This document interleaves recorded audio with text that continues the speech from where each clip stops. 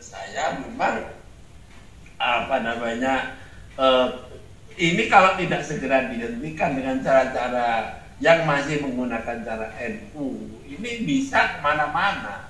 Sehingga kalau tadi gagasan MLB polling ini baru pada level ekspresi kejengkelan, kalau dibiarkan, apalagi kalau PBNU-nya itu menganggap ini hal yang sepele saja, ya ini bisa terus, bukan tidak mungkin tidak terus. Ya, kalau sekarang ini saya juga mengkritik PBNU-nya di dalam menyikapi kasus pemecatan ini karena apa? Karena cara berkomunikasi PBNU dengan publik ini kurang bagus.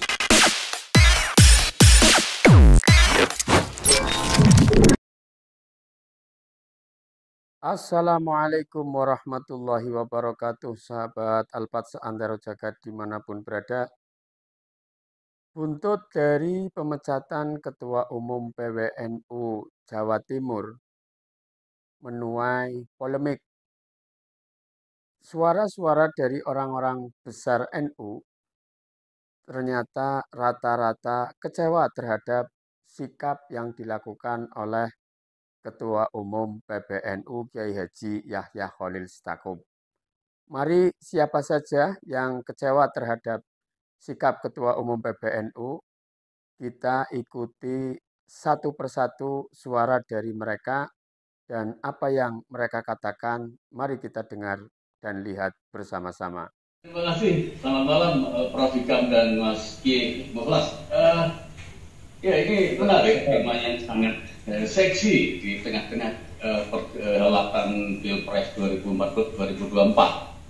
Saya punya sejumlah catatan tentang peristiwa yang menimpa Kiai Marzuki Mustamar ini.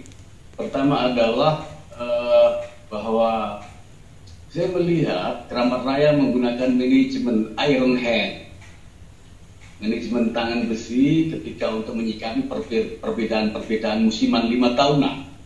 Itu pertama. Kemudian yang kedua, alasan-alasan yang dihadirkan oleh Sekjen Gus Ipul dan sekaligus itu menjawab pertanyaan-pertanyaan yang disampaikan ke media oleh Kiai Marzuki bahwa salah saya di mana? SK-nya tidak menyebutkan item-item tentang kesalahan saya.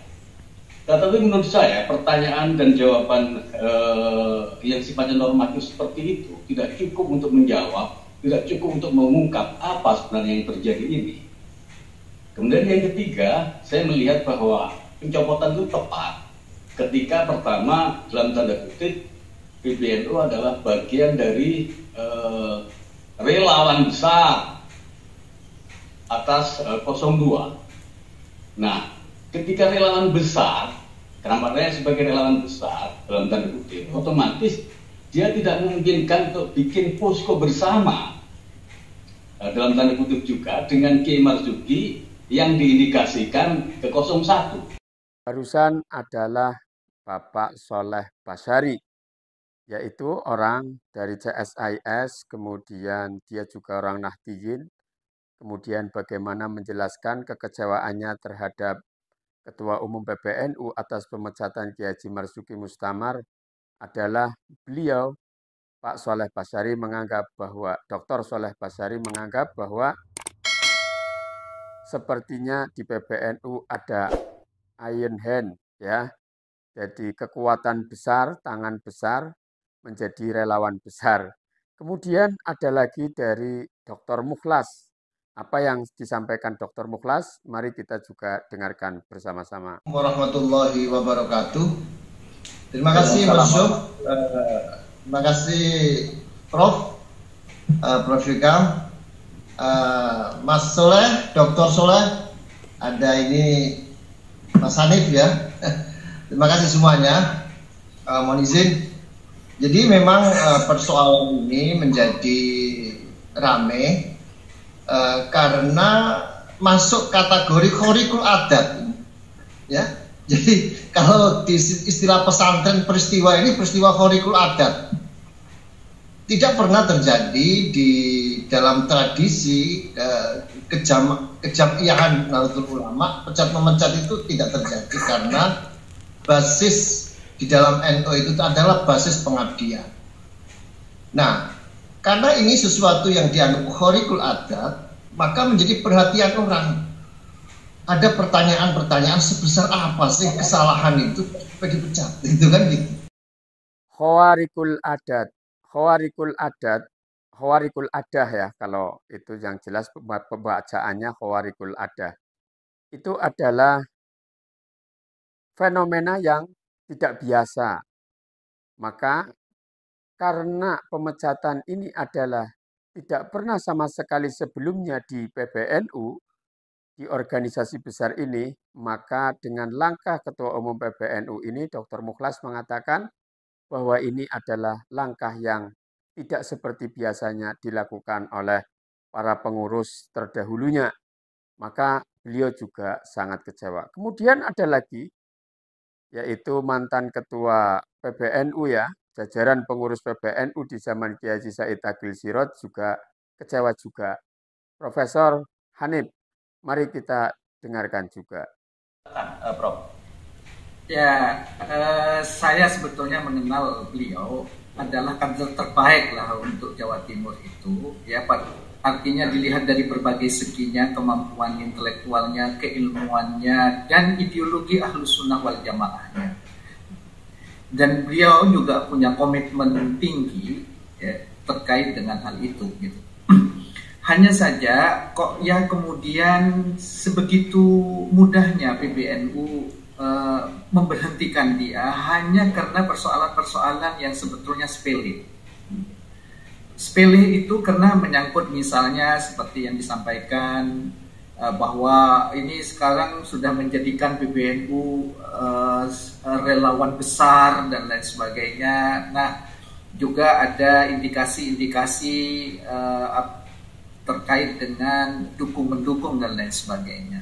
Tapi kita kembali lagi, orang menjadi NU itu bukan hanya sekedar menjadi anggota, gitu ya. Tapi menjadi anggota Nahdien, menjadi warga Nahdien itu adalah tidak untuk organisasi yang sementara, tapi dibawa mati. Jadi ukurannya itu kalau NU orang menjadi Nahdien itu adalah dibawa mati. Gitu. Nah, tentu saja tidak diharapkan kemudian mudah, gampang memberhentikan orang karena faktor urusan perbedaan dan lain sebagainya. Dari rangkaian video yang tadi saya sudah tayangkan, ada tokoh NU ya, besar itu, orang-orang besar itu, sangat kecewa. Bahkan walaupun mereka tidak setuju dengan adanya munas luar biasa di PBNU yang didesak oleh banyak masyarakat saat ini, mereka pun wabil khusus Dr. Mukhlas itu sangat tidak setuju dengan diadakannya MLB di PBNU. Akan tetapi ini sudah mencuat di masyarakat dan sangat mengkhawatirkan nanti ada hal-hal yang tidak kita harapkan terjadi. Maka kita sekali lagi, ayo, kalau kita berintegritas, maka jangan sampai kita itu mulut, ucapan, dan perbuatan itu berbeda.